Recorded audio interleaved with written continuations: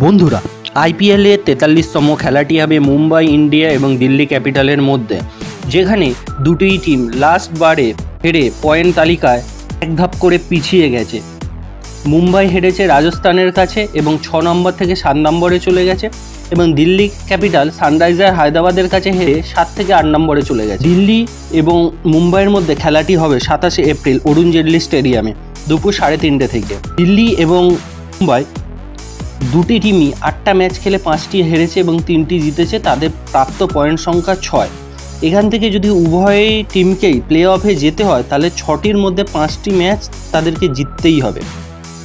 আজ পর্যন্ত দিল্লি এবং মুম্বাইয়ের মধ্যে আইপিএলে 34 বার খেলা হয়েছে, যেখানে দিল্লি জিতেছে 15 বার এবং মুম্বাই জিতেছে 19 বার। প্লেয়িং 11-এর প্রথমেই আছেন রোহিত শর্মা, যিনি 8টি ম্যাচ খেলে 303 রান করেন। দ্বিতীয় প্লেয়ার হিসাবে আছেন ঈশান কিষান। তৃতীয় প্লেয়ার হিসাবে আছেন সূর্যকুমার যাদব। চতুর্থ প্লেয়ার হিসাবে আছেন তিলক বর্মা, যিনি 8টা ম্যাচে 273 রান করেন। পঞ্চম প্লেয়ার হিসাবে আছেন হার্দিক পান্ডিয়া, 8টি ম্যাচ খেলে 151 রান করেন, সাথে 3টি উইকেট নেন। ষষ্ঠ মোহাম্মদ নবী হিসাবে আছেন নেহাল বডেরা, 1টি ম্যাচ খেলে 49 রান করেন। অষ্টম প্লেয়ার হিসাবে আছেন টিম ডেভিড।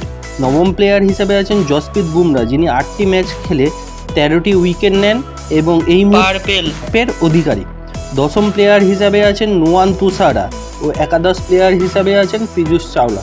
তো বন্ধুরা, এই মুম্বাই ভার্সেস রাজস্থানের মধ্যে কোন টিম জয়লাভ করবে আপনারা দয়া করে কমেন্টে জানাবেন, আর প্লিজ বেল আইকন চেপে চ্যানেলটি সাবস্ক্রাইব করে দেবেন।